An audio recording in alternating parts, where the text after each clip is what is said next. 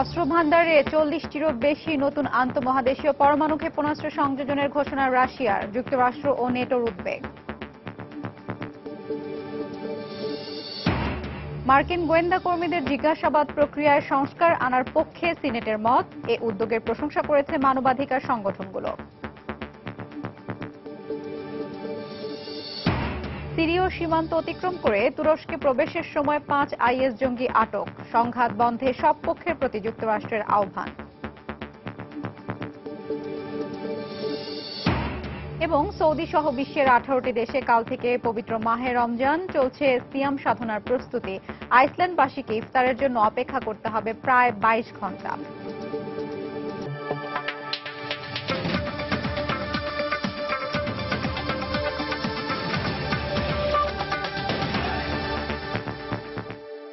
আন্তর্জাতিক সময়ে সঙ্গে আছি আমি হাফসাতুন্নেস। অস্ত্র ভান্ডারে 40টিরও বেশি নতুন আন্তঃমহাদেশীয় পরমাণু ক্ষেপণাস্ত্র সংযোজনের ঘোষণা দিলেন রুশ প্রেসিডেন্ট ভ্লাদিমির পুতিন। চলতি বছরই রাশিয়ার অস্ত্রাগারে যুক্ত হবে এসব অস্ত্র। পুতিনের এ ঘোষণায় গভীর উদ্বেগ প্রকাশ করেছে যুক্তরাষ্ট্র ও নেটো। ক্ষেপণাস্ত্র মজুদ বাড়ানো নিয়ে পুতিনের ঘোষণাকে অযৌক্তিক উল্লেখ করে একে বিপজ্জনক বলেছেন নেটো মহাসচিব জেন্স স্টোলটেনবার্গ। আর মার্কিন পররাষ্ট্রমন্ত্রী জন কেরি বলেছেন, রাশিয়ার এমন পদক্ষেপে নতুন করে স্নায়ুযুদ্ধের প্রেক্ষাপট তৈরি করবে। গঠিত হওয়ার প্রায় 9 মাস পর মঙ্গলবার প্রথমবারের মতো পোল্যান্ডের জাগান অঞ্চলে মহড়ায় নামে ন্যাটোর বিশেষ বাহিনী স্পিয়ারহেড। জোটের সম্মিলিত প্রতিরক্ষা সক্ষমতা যাচাই করার এই মহড়া চলবে 19 জুন পর্যন্ত। যুক্তরাষ্ট্র ছাড়াও ইউরোপের 8 সদস্য দেশের 2100 সেনা অংশ নিচ্ছে এই মহড়ায়। ইউক্রেন সংকট শুরুর পর 2014 সালের সেপ্টেম্বরে সদস্য দেশের কয়েক হাজার সেনা নিয়ে স্পিয়ারহেড গঠন করে ন্যাটো। মাত্র 2 দিনের নোটিশে যুদ্ধক্ষেত্রে পাঠানোর উদ্দেশ্যেই গঠন করা হয় বিশেষ এ বাহিনী। পোল্যান্ড ছাড়াও বাল্টিক অঞ্চলে গত 5 জুন থেকে সামরিক মহড়া অব্যাহত রেখেছে ন্যাটো। রাশিয়ার প্রতিবেশী দেশগুলোয় মহড়া চালানোর মধ্যেই বাল্টিক অঞ্চল ও পূর্ব ইউরোপের দেশগুলোয় ভারী অস্ত্র মজুদ ও সেনা মোতায়েন নিয়ে যুক্তরাষ্ট্রের পরিকল্পনা প্রকাশ পায় গণমাধ্যমে। আর এর সপ্তাহ না পেরুতেই নিজ দেশের প্রতিরক্ষা ব্যবস্থা জোরদারের ঘোষণা দেন রুশ প্রেসিডেন্ট ভ্লাদিমির পুতিন। মঙ্গলবার এক অস্ত্র মেলায় তিনি বলেন, চলতি বছরেই তাদের অস্ত্রাগারে সংযোজন ঘটবে 40টির বেশি দূরপাল্লার পরমাণু ক্ষেপণাস্ত্রের। 40টির বেশি আন্তঃমহাদেশীয় ব্যালিস্টিক ক্ষেপণাস্ত্রের মাধ্যমে আমাদের প্রতিরক্ষা ব্যবস্থা শক্তিশালী করতে যাচ্ছি। এসব অস্ত্র অত্যাধুনিক ক্ষেপণাস্ত্র বিধ্বংসী ব্যবস্থাকে ফাঁকি দিতে সক্ষম হবে। এদিকে কয়েক ঘন্টা না যেতেই পুতিনের এই ঘোষণায় উদ্বেগ প্রকাশ করে যুক্তরাষ্ট্র। মার্কিন পররাষ্ট্রমন্ত্রী ইঙ্গিত দিয়েছেন, রাশিয়ার এমন আচরণ নতুন করে স্নায়ুযুদ্ধের সূচনা ঘটাবে। কেউ চায় না আমরা অতীতে ফিরে যাই। আমি মনে করি আবারও স্নায়ুযুদ্ধের পরিস্থিতির সৃষ্টি হোক, এটা কারো কাম্য নয়। একই দিন ন্যাটো মহাসচিব রাশিয়ার পরমাণু ক্ষেপণাস্ত্র তৈরির পরিকল্পনাকে অযৌক্তিক উল্লেখ করে বলেছেন, তারাও প্রস্তুত রয়েছে যে কোনো হুমকির জবাব দিতে। রাশিয়ার এমন আচরণ নিয়ে আমরা উদ্বিগ্ন। ঠিক এ কারণেই আমরা আমাদের বাহিনীকে প্রস্তুত রাখছি। আমরা নিশ্চিত করে বলতে পারি, ভবিষ্যতে জোটের কোনো দেশকে যে কোনো হুমকি থেকে রক্ষা করতে ন্যাটো সব সহায়তা দেবে। বিবিসির প্রতিবেদনে বলা হয়, বর্তমানে রাশিয়ার 4500 পরমাণু যুদ্ধাস্ত্র রয়েছে। এগুলোর মধ্যে রয়েছে প্রায় 1800 কৌশলগতভাবে গুরুত্বপূর্ণ দূরপাল্লার ক্ষেপণাস্ত্র ও শক্তিশালী বোমা। শরীফুল ইসলাম, সময় সংবাদ। দ্বিতীয় মিন্স্ক চুক্তির বাস্তবায়ন নিয়ে বৈঠকের পর মিশ্র প্রতিক্রিয়া দেখা দিয়েছে রাশিয়া, ইউক্রেন এবং ইউক্রেনীয় বিদ্রোহীদের মধ্যে। মঙ্গলবার বেলারুশের রাজধানী মিন্স্কে এই 3 পক্ষের সঙ্গে অংশ নেয় ইউরোপের নিরাপত্তা ও সহযোগী সংস্থা OSCE। সংস্থাটি আলোচনাকে গঠনমূলক হিসেবে উল্লেখ করলেও বিদ্রোহী নেতারা চুক্তি পুরোপুরি বাস্তবায়ন না হওয়ার জন্য ইউক্রেন সরকারকে দায়ী করেন। দুর্ভাগ্যজনক হলেও সত্য, বেশ কিছু ইস্যুতে ইউক্রেন সরকারের অবহেলার কারণে চুক্তিটি পুরোপুরি বাস্তবায়িত হচ্ছে না। সংবিধান সংশোধন এবং নির্বাচন বিল বিষয়ে আমরা যে প্রস্তাব দিয়েছিলাম, কিয়েভ তা আমলে না নেয় আলোচনায় কোনো অগ্রগতি হয়নি। আমাদের পরবর্তী বৈঠকে কি নিয়ে আমরা আলোচনা করব সে বিষয়ে কথা বলেছি আমরা। এছাড়া আমাদের সংস্থাটির করণীয় সম্পর্কেও আলোচনা করেছি আমরা। মার্কিন গোয়েন্দা কর্মীদের জিজ্ঞাসাবাদ প্রক্রিয়ায় সংস্কার আনার পক্ষে মত দিয়েছেন যুক্তরাষ্ট্রের সিনেটররা। মঙ্গলবার জাতীয় প্রতিরক্ষা আইন NDAA তে সংশোধনী আনার বিষয়ে আয়োজিত ভোটাভুটিতে সিনেটের 78 জন সদস্য পক্ষে ভোট দেন আর বিপক্ষে ভোট দেন 21 জন। বন্দীদের জিজ্ঞাসাবাদ প্রক্রিয়ায় সংস্কার আনার উদ্যোগের প্রশংসা করেছেন মানবাধিকার সংগঠনগুলো। গত বছরের ডিসেম্বরে মার্কিন সিনেটের গোয়েন্দা কমিটির সিআইএ টর্চার শীর্ষক প্রতিবেদন প্রকাশের পর বিশ্বব্যাপী সমালোচনার মুখে পড়ে যুক্তরাষ্ট্রের গোয়েন্দা কর্মীদের জিজ্ঞাসাবাদ পদ্ধতি। 9/11 পরবর্তী সময়ে তৎকালীন প্রেসিডেন্ট জর্জ বুশের আমলে জিজ্ঞাসাবাদের নামে সিআইএ কর্মকর্তারা বন্দীদের ওপর অমানবিক নির্যাতন করে স্বীকারোক্তি আদায় করতেন, যার বেশিরভাগ তথ্যই কাজে আসেনি বলে প্রতিবেদনে উল্লেখ করা হয়। মার্কিন গোয়েন্দাদের এসব কর্মকাণ্ড জনসমক্ষে প্রকাশ হওয়ার পর জাতিসংঘের পাশাপাশি মানবাধিকার সংগঠনগুলোর পক্ষ থেকেও তৎকালীন সিআইএ কর্মকর্তাদের বিচার দাবি করা হয়।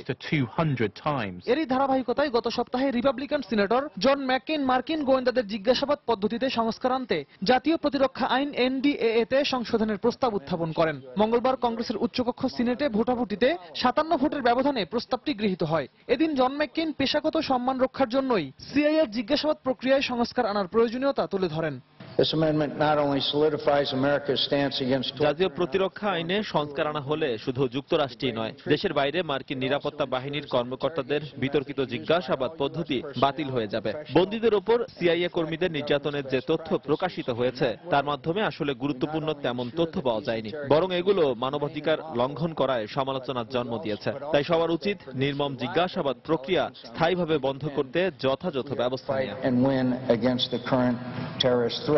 2009 সালে প্রেসিডেন্ট বারাক ওবামা সিআইএর এই তথ্য আদায় কর্মসূচি বন্ধ করে দিলেও আনুষ্ঠানিক কোনো আইন হয়নি। তবে জন ম্যাককেইনের এবারের উত্থাপিত জাতীয় প্রতিরক্ষা আইনের সংশোধনী আনার প্রস্তাবটি পাশ হলে মার্কিন গোয়েন্দাদের জিজ্ঞাসাবাদে বন্দীদের উপর নির্যাতন অবৈধ বলে গণ্য হবে। রিয়াদুল ইসলাম, সময় সংবাদ। ইয়েমেনের জনগণের শান্তির জন্যই রাজনৈতিক আলোচনা জরুরি উল্লেখ করে প্রেসিডেন্ট আব্দুর রাব্বু মানসুর হাদি বলেছেন, হাউথিরা শান্তি চায় না। অন্যদিকে সৌদি জোট ও ইয়েমেন প্রশাসন ষড়যন্ত্র করে ইয়েমেনে যুদ্ধ ডেকে এনেছেন অভিযোগ করে বিদ্রোহী নেতারা জানান, হাউথিরা কোনোভাবেই সরকারি কার্যালয় থেকে সরে যাবে না। এদিকে জেনেভায় রাজনৈতিক আলোচনার মধ্য দিয়ে ইয়েমেন সংকটের একটি স্থায়ী সমাধান হতেই হবে বলে মন্তব্য করেছেন জাতিসংঘের বিশেষ দূত ইসমাইল শেখ আহমেদ। ইয়েমেনে শান্তিপূর্ণ রাজনৈতিক পরিবর্তনের লক্ষ্যে জেনেভায় সোমবার থেকে শুরু হওয়া আলোচনার তৃতীয় দিন পেরিয়ে গেলেও স্থায়ী যুদ্ধবিরতির বিষয়ে কোনো সবুজ সংকেত দেয়নি কোনো পক্ষ। তবে মঙ্গলবার ইয়েমেন সংকট সমাধানে জাতিসংঘের বিশেষ দূত জানিয়েছেন, যেভাবেই হোক এই বৈঠকের মধ্য দিয়ে একটা সমাধানের পথ খুঁজে নিতে হবে দুপক্ষকে। সব বাধা বিপত্তিকে কাটিয়ে অবশেষে ইয়েমেনের যুদ্ধরত পক্ষগুলোকে একটি টেবিলে আনতে পেরেছি আমরা। এই সুযোগ তাই হাতছাড়া করতে চাই না। দেশ ও জনগণের স্বার্থে সবাই কিছুটা ছাড় দিলেই শান্তি প্রতিষ্ঠার এই উদ্যোগ সফল হবে। শান্তি আলোচনার লক্ষ্যে জেনেভায় পৌঁছে পররাষ্ট্রমন্ত্রী রিয়াদ ইয়াসিনের বক্তব্যের পাল্টা জবাব দিয়েছেন হাউথি নেতারা। কোনোভাবেই নিজের দেশ ও নিজেদের অধিকারের জায়গা থেকে এক চুলও নড়বেন না বলে সাফ জানিয়ে দিয়েছেন তারা। এর আগে রিয়াদ ইয়াসিন মন্তব্য করেন, হাউথিরা সব কার্যালয় থেকে অস্ত্র ও সেনা প্রত্যাহার না করলে যুদ্ধবিরতি হবে না। সৌদি জোট ও তাদের দোসর ইয়েমেন প্রশাসন যুদ্ধবিরতি চায় না বলেও মন্তব্য করেন হাউথি নেতারা। কিসের সেনা প্রত্যাহার? কেন আমরা সরে যাব? এটা আমাদের দেশ। নিজের দেশ কেউ ছেড়ে যায়? যদি যেতেই হয় তাহলে সৌদি জোট যাবে। একটি স্বাধীন দেশে সামরিক হামলা চালিয়ে ইয়েমেনবাসীকে যে অপমান তারা করেছে তাদের কোনো ক্ষমা নেই। তবে ইয়েমেনি প্রেসিডেন্ট মনসুর হাদির অভিযোগ, হাউথিরাই শান্তি চায় না। মঙ্গলবার জেদ্দায় ওআইসির এক সম্মেলনে হাদি বলেন, জেনেভা আলোচনার মধ্য দিয়ে ইয়েমেনবাসীর দুর্ভোগের একটি স্থায়ী সমাধান হোক, এমনটি আশা করছেন তিনি। জেনেভা আলোচনায় আমাদের প্রতিনিধিরা সর্বাত্মক চেষ্টা করছে একটি স্থায়ী রাজনৈতিক সমাধানে পৌঁছাতে। তবে হাউথি ও তাদের মদতদাতা সালেহ আসলেই শান্তি চায় কিনা সে বিষয়ে আমাদের সন্দেহ আছে। শুরু থেকেই নিজের দেশের সাথে বিশ্বাসঘাতকতা করে আসছে তারা। এদিকে এই আলোচনার মধ্য দিয়ে ইয়েমেনি জনগণের জন্য একটি স্থায়ী যুদ্ধবিরতির বার্তা আসবে বলে আশা প্রকাশ করেছে ইউনিসেফ ও রেড ক্রসের মতো আন্তর্জাতিক সংস্থাগুলো। মঙ্গলবার রেড ক্রস মুখপাত্র জানান, 80 দিনের এই সংঘাত ও সহিংসতায় মৃত্যু আর ধ্বংস ছাড়া কিছুই পায়নি ইয়েমেন। নিজ দেশের কথা ভেবেই এই যুদ্ধ পরিস্থিতি থেকে তাদের বেরিয়ে আসা উচিত বলেও জানান এই ত্রাণকর্মী। সঞ্জিদা ইসলাম, সময় সংবাদ। সিরীয় সীমান্ত অতিক্রম করে তুরস্কে প্রবেশের সময় 5 আইএস জঙ্গিকে আটক করেছে তুরস্কের সেনাবাহিনী। জঙ্গিদের হটিয়ে তাল আবিয়াদ ও রাক্কা সহ সীমান্তবর্তী বেশ কিছু এলাকা নিজেদের দখলে নিয়েছে কুর্দি যোদ্ধারা। সিরিয়ার দৌমায় রকেট হামলায় 27 বেসামরিক ব্যক্তি নিহত হয়েছেন। এ অবস্থায় দেশটির গৃহযুদ্ধ বন্ধে সব পক্ষের প্রতি আহ্বান জানিয়েছেন মার্কিন পররাষ্ট্রমন্ত্রী জন কেরি। এদিকে আইএস মুক্ত তিকরিতে ফিরতে শুরু করেছে সাধারণ ইরাকিরা। তুরস্কের আকচকালে এলাকা থেকে ধারণ করা এই ছবি বলে দেয় সীমান্তবর্তী তাল আবিয়াদ এখন পুরোপুরি কুর্দি বাহিনীর নিয়ন্ত্রণে। তাল আবিয়াদ ও রাক্কা আইএস মুক্ত। মঙ্গলবার এমন দাবি করার পর বুধবার সেখানে নিজেদের পতাকা উড়িয়ে দেয় কুর্দি ওয়াইপিজি বাহিনী। পাশাপাশি সিরিয়া তুরস্ক সীমান্ত এলাকায় টহল দেয় তারা। সিরিয়া সীমান্তের প্রায় 400 কিলোমিটার এলাকা এখন কুর্দি যোদ্ধাদের নিয়ন্ত্রণে বলে জানিয়েছে আন্তর্জাতিক গণমাধ্যম। এই পরিস্থিতিতে আইএস জঙ্গিদের তুরস্কে প্রবেশ বন্ধ করতে সীমান্তে নিরাপত্তা জোরদার করা হয়েছে। এরই মধ্যে সীমান্ত পাড়ি দেওয়ার সময় তাল আবিয়াদের আকচকালে সীমান্ত ক্রসিং এলাকা থেকে 5 আইএস জঙ্গিকে আটক করে নিরাপত্তা বাহিনীর সদস্যরা। সিরীয় শরণার্থীদের জন্য গত রোববার থেকে এই ক্রসিংটি খুলে দেয় তুরস্ক সরকার। সীমান্তে যখন এই অবস্থা, তখন সিরিয়ার দামেস্কের দৌমা এলাকায় রকেট হামলায় 27 বেসামরিক ব্যক্তি নিহত হয়েছে। হামলায় নারী ও শিশুসহ অন্তত 60 জন আহত হয়। বিদ্রোহী নিয়ন্ত্রিত এই এলাকাটিতে সরকারি বাহিনী রকেট হামলা চালিয়েছে বলে দাবি করে আন্তর্জাতিক গণমাধ্যম। এই অবস্থায় সিরিয়া বিষয়ে রুশ পররাষ্ট্রমন্ত্রী সের্গেই ল্যাভরভের সাথে টেলিফোনে আলাপ করেন মার্কিন পররাষ্ট্রমন্ত্রী। সিরিয়া সংকট সমাধানে সকল পক্ষকেই ধৈর্য ধরার আহ্বান জানাচ্ছি। রুশ পররাষ্ট্রমন্ত্রীর সাথে কথা হয়েছে আমার। নিজ দেশের মানুষের উপর হামলা বন্ধ করার বিষয়ে বাশার আল আসাদের সাথে তিনি আলোচনা করবেন বলে আশা করছি। এদিকে আইএস মুক্ত তিকরিতে ফিরতে শুরু করেছে ইরাকিরা। প্রায় 3 মাস জঙ্গিদের দখলে থাকার পর সালাউদ্দিন প্রদেশের গুরুত্বপূর্ণ এই শহরটি নিজেদের দখলে নেয় ইরাকি সেনা ও মিলিশিয়া বাহিনীর সদস্যরা। বাগদাদ থেকে 140 কিলোমিটার দূরের এ শহরটি আইএস মুক্ত করতে বিমান হামলা চালিয়ে ইরাকি সম্মিলিত বাহিনীকে সহযোগিতা করে মার্কিন নেতৃত্বাধীন জোট। আদনান আহমেদ, সময় সংবাদ। আন্তর্জাতিক সময় আরো দেখবেন। চীন শাসিত হংকংয়ের নির্বাচন ব্যবস্থা নিয়ে আবারও উত্তেজনা, সংস্কার কার্যক্রম নিয়ে আইন পরিষদে বিতর্ক।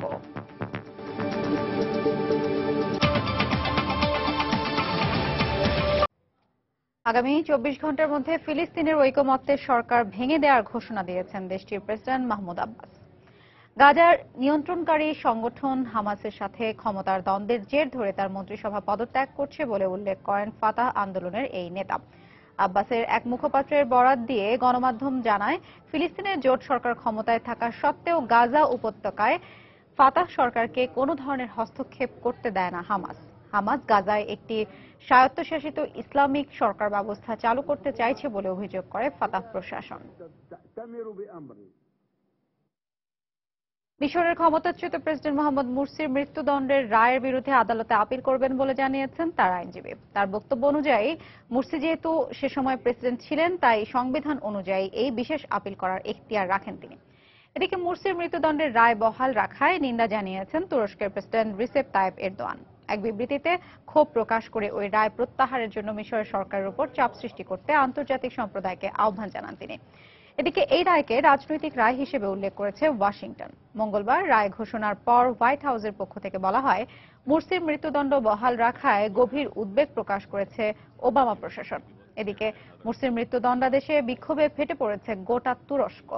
এ ধরনের রাজনৈতিক রায়ের মাধ্যমে বিশ্বে মুসলিম সমাজকে দাবিয়ে রাখার ষড়যন্ত্র চলছে বলে জানায় আন্দোলনকারীরা।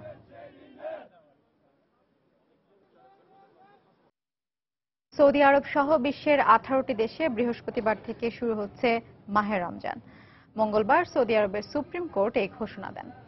সৌদি সংবাদ মাধ্যম জানায়, সৌদি আরব ছাড়াও কুয়েত, কাতার, সংযুক্ত আরব আমিরাত, Bahrain, Iraq, Syria, Yemen, Jordan, Lebanon, ফিলিস্তিন, তুরস্ক, মিশর, লিবিয়ার মুসলমানদের বুধবার মধ্যরাতে সেহরি খেতে হবে। এছাড়াও জাপান, ইন্দোনেশিয়া, মালয়েশিয়া এবং ইউরোপের দেশ ফ্রান্স ও বেলজিয়ামে একই দিন থেকে রমজান শুরু হবে।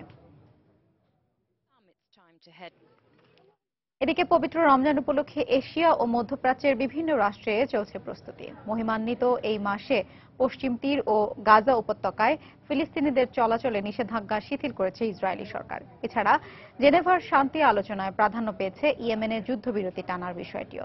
তবে প্রচণ্ড গরম ও খাদ্য সংকটের কারণে ইসলামিক স্টেট আইএস জঙ্গিদের ভয়ে ইরাক, সিরিয়ার বিভিন্ন শহর থেকে পালিয়ে আসা লাখ লাখ মানুষের পক্ষে রোজা রাখা অনিশ্চিত হয়ে পড়েছে। এরপরও রমজান শান্তি ও সমৃদ্ধির বার্তা নিয়ে আসবে, এমনটাই প্রত্যাশা সেখানকার মানুষের। ভারতের অন্যান্য রাজ্যের মতো বারাণসীর কানপুরেও পুরোদমে চলছে রমজানের প্রস্তুতি। হরেক রকমের মুখরোচক সেহরি ইফতারের পসরা সাজিয়ে বসেছেন দোকানিরা। আর সেসব কিনতে সকাল থেকে সন্ধ্যা অবধি ক্রেতাদের ভিড় লেগেই আছে। ইন্দোনেশিয়ার জাকার্তায় বাজার ও বিপণী বিতানগুলোতে ফলমূল ও ইফতার আইটেমের পাশাপাশি বিক্রি শুরু হয়েছে বিভিন্ন ডিজাইনের বাহারি পোশাক। কর্তৃপক্ষ জানায়, প্রতি বছর রমজান মাসে দেশটির অর্থনৈতিক প্রবৃদ্ধি 7% ছাড়িয়ে যায়। বিক্রিও বাড়ে কমপক্ষে 3 গুণ। তবে জিনিসপত্রের দাম স্থিতিশীল থাকবে এমনটাই আশা ক্রেতাদের। রমজান মাস জুড়ে পশ্চিম তীর ও গাজা উপত্যকায় ফিলিস্তিনিদের চলাচলে নিষেধাজ্ঞা শিথিল করার পাশাপাশি আল আকসা মসজিদে 40 পুরুষ ও সব বয়সী নারীদের নামাজ পড়া সহ স্বজনদের সঙ্গে দেখা করার অনুমোদন দিয়েছে ইসরায়েলি সরকার। এদিকে জেনেভায় আয়োজিত শান্তি আলোচনার মুখ্য বিষয় ছিল ইয়েমেনে মানবিক যুদ্ধবিরতি টানার প্রসঙ্গটি। দেশটির অন্তত 2 কোটি বেসামরিক নাগরিককে ত্রাণ সহায়তা দিতে রমজান মাসে যুদ্ধ সাময়িক বন্ধ রাখার আহ্বান জানানো হয়। ইয়েমেনবাসী রমজান মাসে কোনো হানাহানি রক্তপাত দেখতে চায় না। সেখানকার বেসামরিক নাগরিকরা অমানবিক জীবনযাপন করছে। তাদের এখন সহায়তার প্রয়োজন। আর যুদ্ধবিরতি ছাড়া তাদের কাছে ত্রাণ পৌঁছানো সম্ভব নয়। সিরিয়ায় রমজান মাস উপলক্ষে দামেস্কের দোকানিরা বিভিন্ন ফল ও মুখরোচক খাবারের দোকান সাজালেও হাসি নেই ক্রেতা বিক্রেতাদের মুখে। 4 বছরের গৃহযুদ্ধে দেশটির সার্বিক অর্থনীতি বিপর্যয়ের মুখে পড়ার কারণে এখনো বেশিরভাগ পণ্যের দামই নাগালের বাইরে। ফলে খালি হাতেই ফিরে যাচ্ছেন অনেক ক্রেতা। রমজানের মতো অন্যান্য দিনও আমরা না খেয়ে পার করছি। 1 থেকে 2 বেলা খাবার জোটে।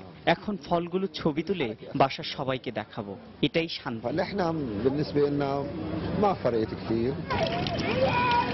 ভয়াবহ সংকটাপন্ন অবস্থা ইরাকের আরবিল শহরের শরণার্থী শিবিরগুলোয়। ইসলামিক স্টেট আইএস জঙ্গিদের ভয়ে মসুল ও এর আশেপাশের শহর থেকে পালিয়ে এই শিবিরে আশ্রিত হাজার হাজার মানুষের দিন পার হচ্ছে অনাহারে অর্থাহারে। প্রচন্ড গরম, তার উপর বিদ্যুৎ, পানি ও খাবারের অভাবের কারণে তাদের পক্ষে রোজা রাখাই অসম্ভব হয়ে পড়েছে। একই অবস্থা লেবাননে আশ্রিত সিরিয়ার শরণার্থীদের। বেশিরভাগ ত্রাণ সংস্থা তাদের সাহায্য দেয়া বন্ধ করার কারণে চরম মানবিক বিপর্যয়ের মুখে পড়েছে সেখানকার মানুষ। সঞ্জনা চৌধুরী, সময় সংবাদ।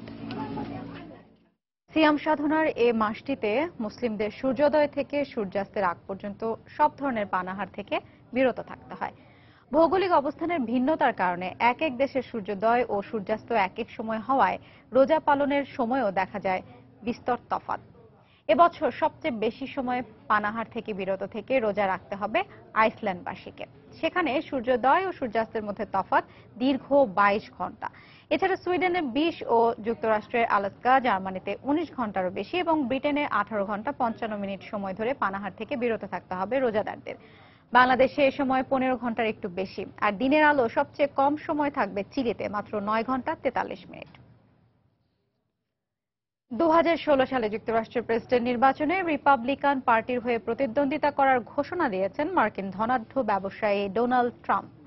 মনোনয়ন পাওয়ার লড়াইয়ে এই প্রথম মাঠে নামলেন মার্কিন এই ধনকুবের। প্রার্থিতা ঘোষণার পাশাপাশি যুক্তরাষ্ট্রকে সন্ত্রাসের ঝুঁকিমুক্ত রাখার এবং অর্থনৈতিকভাবে আরও এগিয়ে নেওয়ারও প্রত্যয় ব্যক্ত করেন তিনি। এদিকে আনুষ্ঠানিকভাবে নির্বাচনে অংশ নেওয়ার ঘোষণা দেওয়ার পর পুরোদমে প্রচারণা চালিয়ে যাচ্ছেন আরেক রিপাবলিকান প্রার্থী জেব বুশ। আসন্ন মার্কিন প্রেসিডেন্ট নির্বাচনে রিপাবলিকান পার্টির হয়ে লড়াইয়ের ঘোষণা দেওয়ার পর এভাবেই পরিবারের সদস্যদের নিয়ে ফটো সেশনে অংশ নেন রিয়েল এস্টেট মোগল খ্যাত ডোনাল্ড ট্রাম্প। নির্বাচনে তার অংশ নেওয়ার বিষয়ে আগেও কানাঘোষা শোনা গেলেও মঙ্গলবারই আনুষ্ঠানিকভাবে প্রেসিডেন্ট পদপ্রার্থী হওয়ার ঘোষণা দেন তিনি। সেই সঙ্গে তুলে ধরেন জাতীয় ও পররাষ্ট্রনীতি নিয়ে নিজের অবস্থানের কথাও। আমি যদি প্রেসিডেন্ট নির্বাচিত হই, সমৃদ্ধি ও মর্যাদার দিক দিয়ে দেশকে আরো উচ্চাবস্থানে নিয়ে যাব। দেশের প্রতিরক্ষা নিশ্চিত করতে আইএসের বিরুদ্ধে এমন শক্ত প্রতিরোধ গড়ে তুলব, কোন জঙ্গি গোষ্ঠীর পক্ষে তা ভাঙা সম্ভব হবে না। তবে প্রার্থিতা ঘোষণা করতে না করতেই সমালোচনার মধ্যে পড়েছেন ট্রাম্প। প্রচারণায় বিনা অনুমতিতে কানাডীয় শিল্পী নীল ইয়ং এর গান rocking in the free world ব্যবহার করার অভিযোগ উঠেছে তার বিরুদ্ধে। নির্বাচনে ট্রাম্পকে নয় বরং কানাডীয়রা ডেমোক্রেট প্রার্থী বার্নি স্যান্ডার্সকে সমর্থন করেন। যদিও ট্রাম্পের মুখপাত্র জানান, নিয়ম মেনেই নির্বাচনী প্রচারণায় এই গান ব্যবহার করা হয়েছে। এদিকে 12 রিপাবলিকান প্রার্থীর মধ্যে প্রাথমিক জনমত জরিপে এগিয়ে থাকা ফ্লোরিডার সাবেক গভর্নর জেব বুশ আনুষ্ঠানিকভাবে নির্বাচনী প্রচারণা শুরু করেছেন। মায়ামিতে প্রার্থিতার ঘোষণা দেওয়ার পর দ্বিতীয় দিনের মতো তিনি নিউ হ্যাম্পশায়ারেও জনসমাবেশে অংশ নেন। নির্বাচনে জয় তার একমাত্র লক্ষ্য বলে জানান সাবেক মার্কিন প্রেসিডেন্ট জর্জ H.W. বুশের দ্বিতীয় ছেলে। তাসমিন রুমা, সময় সংবাদ। ভূমধ্যসাগরীয় অঞ্চলে মানব পাচারকারীদের দৌরাত্ম্যের কারণে দেশগুলোর মধ্যে আন্তর্জাতিক সীমান্তগুলো বন্ধ করা সম্ভব হচ্ছে না বলে জানিয়েছে জাতিসংঘ। মঙ্গলবার জেনেভায় সংস্থাটির অভিবাসী মানবাধিকার বিষয়ক বিশেষ দূত ফ্রাঙ্কোয়েস ক্রিপেও এ সংক্রান্ত একটি রিপোর্ট উপস্থাপন করেন। তিনি বলেন, অর্থনৈতিক দুরবস্থা বা সংকটময় পরিস্থিতি থেকে রেহাই পেতে মৃত্যু ঝুঁকি নিয়ে ভূমধ্যসাগর দিয়ে লাখ লাখ মানুষ ইউরোপে পাড়ি জমায়। পথে এদের অনেকে মারা যায়। সিরিয়া, ইরিত্রিয়া বা সাবসাহারা অঞ্চল থেকে এই মানব প্রবাহ ঠেকানোর কোনো উপায় নেই। এই পরিস্থিতিতে বৈধ প্রক্রিয়ার মাধ্যমে ইউরোপের দেশগুলোতে অভিবাসীদের আশ্রয়ের পরিকল্পনার কথা জানিয়েছে জাতিসংঘ। চীন শাসিত হংকংয়ের নির্বাচন ব্যবস্থা নিয়ে আবারও উত্তেজনা ছড়িয়ে পড়েছে। সরকার নির্বাচনের এখনো 1.5 বছর বাকি থাকলেও এর ভোট গ্রহণ প্রক্রিয়া নিয়ে বিক্ষুব্ধ সেখানকার সাধারণ মানুষ। আজও সেখানকার একটি আদালতের বাইরে থেকে বিপুল পরিমাণ অস্ত্র এবং গোলাবারুদ সহ 10 জনকে আটক করেছে পুলিশ। জনতার তুমুল প্রতিবাদ বিক্ষোভ সত্ত্বেও আজও বিতর্কিত রাজনৈতিক সংস্কার কার্যক্রম বিষয়ে আইন পরিষদ ভবনে বিতর্ক করেছেন আইন প্রণেতারা। আবারও বিক্ষোভ করতে রাজপথে নেমেছে হংকংয়ের মানুষ। এখনো তাদের দাবি সেই একটাই, দেশের সরকার চীন নয়, নির্বাচন করবে হংকংয়ের সাধারণ মানুষ। আমরা গণতন্ত্র চাচ্ছি, ভোট দেয়া আমাদের অধিকার, আমরা সেই অধিকার চাই। সরকার কেন আমাদের ভোট দেয়া থেকে বিরত রাখতে চাচ্ছে? এতে তো দেশের কোনো উন্নতি হবে না। দেশের আইন পরিষদ ভবনের সামনে দাঁড়িয়ে বিক্ষোভকারীরা যখন এই কথা বলছিলেন, তখন ভেতরে এই বিষয়ে চলছিল আইন প্রণেতাদের বিতর্ক। রাজনৈতিক সংস্কার করে দেশের জাতীয় নির্বাচনে সাধারণ মানুষের ভোটদানের অধিকারের বিষয়টি মীমাংসা করতেই তাদের এ বিতর্ক। সরকার বলছে জনগণের সিদ্ধান্তে সরকার নির্বাচন হতে পারে, কিন্তু ভোট কেবল বেইজিং কমিটির অনুমোদন পাওয়ার পরই কেউ দিতে পারবে। সব ঠিক থাকলে 2017 সালে হংকংয়ের জাতীয় নির্বাচন অনুষ্ঠিত হবে। আগামী সপ্তাহেই আইন প্রণেতারা আইন পরিষদে ভোটাভুটির মাধ্যমে আম জনতার জাতীয় নির্বাচনে ভোটদানের বিষয়টি নিশ্চিত করবেন। এদিকে বিক্ষোভ এমন রূপ নিয়েছে যে বাণিজ্যিক সফল হংকংয়ের একটি আদালতের বাইরে বুধবার বিপুল বিস্ফোরক দ্রব্য সহ 10 জনকে আটক করেছে পুলিশ। এমনকি মঙ্গলবারও একটি পরিত্যক্ত টিভি স্টেশন থেকে অস্ত্র ও গোলাবারুদ সহ 9 জনকে আটক করা হয়। তানজিম মুনিয়াত, সময় সংবাদ। দক্ষিণ কোরিয়ায় নতুন করে আরো 8 জনের মার্স ভাইরাসে আক্রান্ত হওয়ার খবর পাওয়া গেছে। দেশটির গণস্বাস্থ্য বিভাগ জানায়, মঙ্গলবার এ ভাইরাসে 54 বছর বয়সী আরো এক নারীর মৃত্যু হয়। এ নিয়ে মৃতের সংখ্যা দাঁড়ালো 20 জন। এ পরিস্থিতিতে মহামারী আকারে মার্স ভাইরাসের ছড়িয়ে পড়া ঠেকানোকেই সর্বোচ্চ গুরুত্ব দিচ্ছে দক্ষিণ কোরিয়া সরকার। গত মে মাসে মধ্যপ্রাচ্য ফেরত দক্ষিণ কোরীয় এক ব্যবসায়ীর শরীরে প্রথম এই ভাইরাস ধরা পড়ে।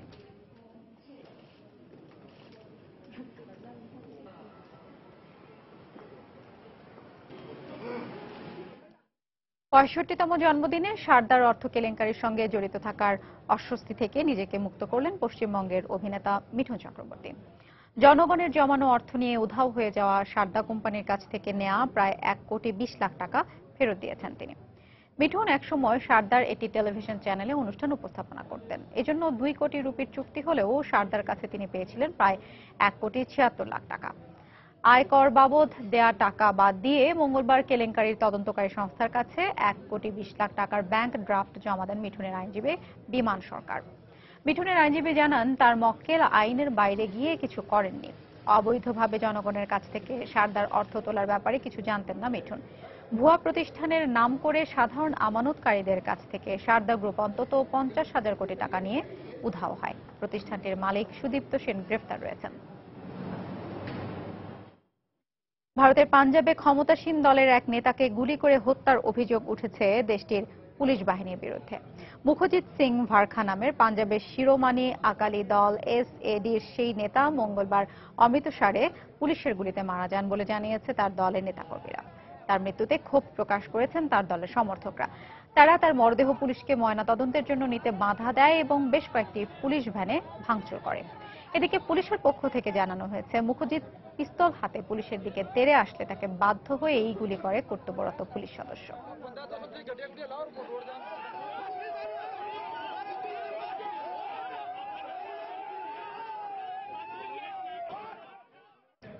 অবশেষে অস্ট্রেলিয়া এবং চীনের মধ্যে বহু প্রতীক্ষিত মুক্ত বাণিজ্য চুক্তি স্বাক্ষরিত হয়েছে। মঙ্গলবার ক্যানবেরায় চুক্তিটি স্বাক্ষর করেন দুই দেশের বাণিজ্য মন্ত্রী।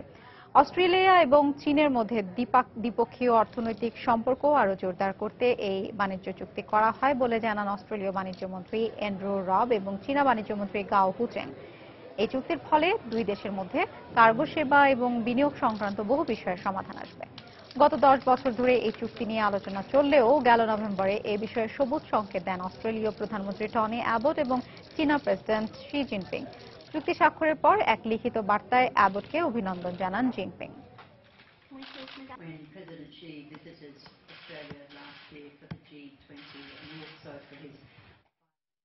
ব্রিটিশ পার্লামেন্টে ভাগ্নে টিউলিপ সিদ্দিকের অভিষেক বক্তব্য পার্লামেন্টে বসেই শুনলেন বাংলাদেশের প্রধানমন্ত্রী শেখ হাসিনা।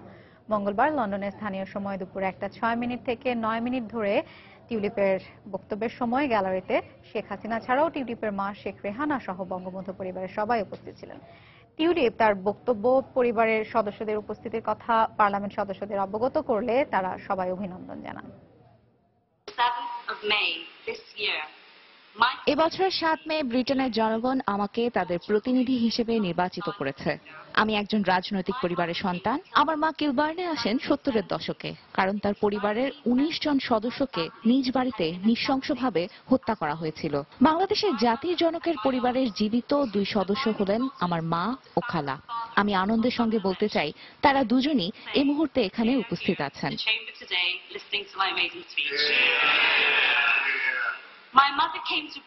আমার মা ব্রিটেনে এসেছেন কারণ এটাই তার কাছে সবচেয়ে নিরাপদ দেশ মনে হয়েছে।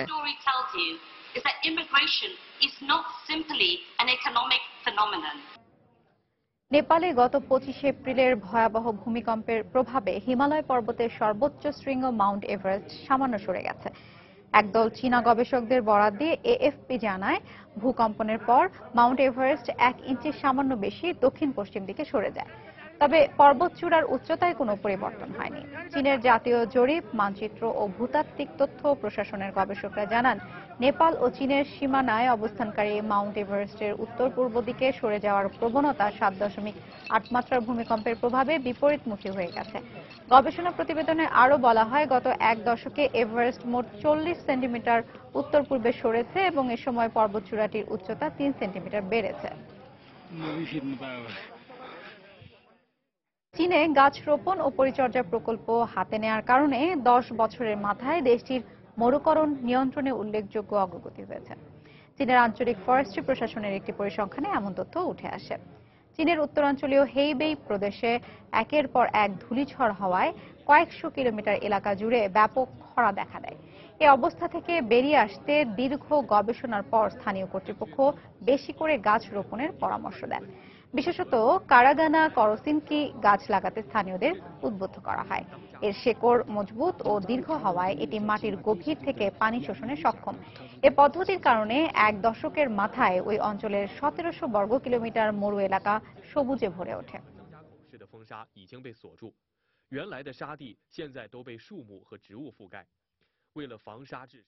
রক্তহীন করা খেলার নাম বুল ফাইটিং। পেরুতে রোমহর্ষক এই খেলায় অংশ নিয়ে আহত হয়েছেন অন্তত 6 প্রতিযোগী। ঐতিহ্যবাহী বার্ষিক ষাঁড় দৌড়ের আয়োজন করা হয় পেরুর হুয়ামাঙ্গা প্রদেশে। ঐতিহ্য আর সংস্কৃতির অংশ হিসেবে ক্ষিপ্র ষাঁড় ছেড়ে দেওয়া হয় মানুষের মধ্যে। নিয়ম অনুযায়ী যে প্রতিযোগী ষাঁড়ের সামনে থেকে যতক্ষণ টিকে থাকতে পারবে সে জয়ী হবে। তবে এই টিকে থাকার লড়াইয়ে ষাঁড়ের শিং আর পায়ের আঘাতে অনেকেই গুরুতর আহত হন। দেবতা আন্দামার্কার সন্তুষ্টির জন্য পেরুতে 1540 সাল থেকে আয়োজন করা হচ্ছে এই ষাঁড় লড়াইয়ের।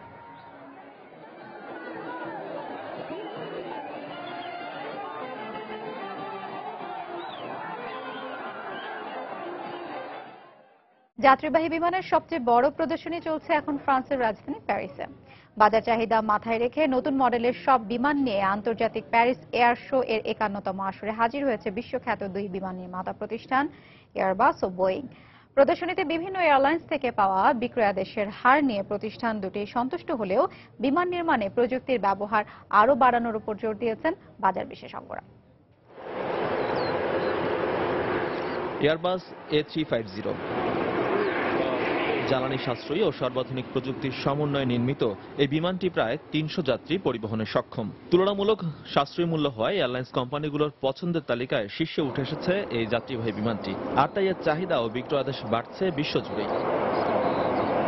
আর এমন সব আকাশযান নিয়েই এখন ফ্রান্সে চলছে যাত্রীবাহী বিমানের সবচেয়ে বড় প্রদর্শনী আন্তর্জাতিক প্যারিস এয়ার শো। বিমানের আন্তর্জাতিক বাজারের মতো মেলায়ও ব্যবসায়িক প্রতিদ্বন্দ্বিতা জমে উঠেছে এয়ারবাস ও বোয়িং এর মধ্যে। মেলার প্রথম দিনই 200টিরও বেশি বিমানের বিক্রয়াদেশ পেয়েছে প্রতিষ্ঠান দুটি। এর মধ্যে সবচেয়ে বেশি বিক্রয়াদেশ দিয়েছে ইন্দোনেশিয়ার এয়ারলাইন্স গারুদা। $2000 কোটি 7টি বোয়িং ও 30টি এয়ারবাসের বিমান কিনবে প্রতিষ্ঠানটি। এছাড়াও মেলায় সৌদি আরাবিয়ান এয়ারলাইন্স 20টি বিমান কিনবে বলে জানিয়েছে এয়ারবাস। বিমানের বাজার এখন বেশ ইতিবাচক। প্রদর্শনীতে পাওয়া বিক্রয়াদেশ থেকে আমার সেরকমই মনে হচ্ছে। প্রায় 2 থেকে 4 বছর আগে আমরা এই নতুন মডেলের বিমান নির্মাণের প্রকল্প শুরু করেছিলাম। এখন যার সুফল পাচ্ছি আমরা। প্রতিযোগিতায় খুব একটা পিছিয়ে নেই বোয়িংও। কাতার এয়ারলাইন্স থেকে নতুন 14টি বিমানের বিক্রয়াদেশ পেয়েছে বোয়িং। দ্রুত নির্মাণের ওপরই এয়ারক্রাফটের ব্যবসা নির্ভর করে। চলতি বছরে আমরা আশা করছি 750-র বেশি বিমান সরবরাহ করতে সক্ষম হব। এটা বোয়িং এর জন্য অবশ্যই একটি রেকর্ড হবে, যা আন্তর্জাতিক বাজারে ব্যবসায়িক প্রতিদ্বন্দ্বিতায় আমাদের এগিয়ে রাখবে। এদিকে বিমান নির্মাণে উন্নত প্রযুক্তি ব্যবহারের সক্ষমতা বাড়ানোর উপর জোর দিলেন বাজার বিশ্লেষকরা। ভবিষ্যতের এভিয়েশন বাজার নির্ভর করছে উন্নত সফটওয়্যার ও সাইবার দক্ষতার উপর। সব মিলিয়ে বলতে পারি প্রযুক্তির সবচেয়ে আধুনিক ব্যবহার ও ব্যবস্থাপনার দক্ষ প্রতিষ্ঠানটি বিমানের বাজারে শীর্ষস্থানে উঠে আসবে, যা আগামী কয়েক বছরের মধ্যেই আমরা দেখতে পাবো। গেল 15 জুন শুরু হয় প্রদর্শনী চলবে 21 জুন পর্যন্ত। এজি মাহমুদ, সময় সংবাদ। আন্তর্জাতিক সময়ের শীর্ষ সংবাদগুলো জানিয়ে দিচ্ছি আরেকবার। অস্ত্র ভান্ডারে 40টিরও বেশি নতুন আন্তঃমহাদেশীয় পরমাণু ক্ষেপণাস্ত্র সংযোজনের ঘোষণা রাশিয়ার। যুক্তরাষ্ট্র ও নেটোর উদ্বেগ। মার্কিন গোয়েন্দা কর্মীদের জিজ্ঞাসাবাদ প্রক্রিয়ার সংস্কার আনার পক্ষে সিনেটের মত। এই উদ্যোগের প্রশংসা করেছে মানবাধিকার সংগঠনগুলো। সিরীয় সীমান্ত অতিক্রম করে তুরস্কে প্রবেশের সময় 5 আইএস জঙ্গি আটক। সংঘাত বন্ধে সব পক্ষের প্রতি যুক্তরাষ্ট্রের আহ্বান।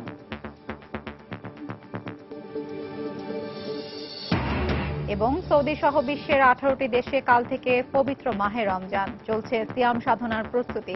আইসল্যান্ডবাসীকে ইফতারের জন্য অপেক্ষা করতে হবে প্রায় 22 ঘন্টা। এই ছিল আন্তর্জাতিক সময়। যে কোনো খবর পেতে ভিজিট করুন সময়নিউজ.tv। সঙ্গে থাকুন সময়।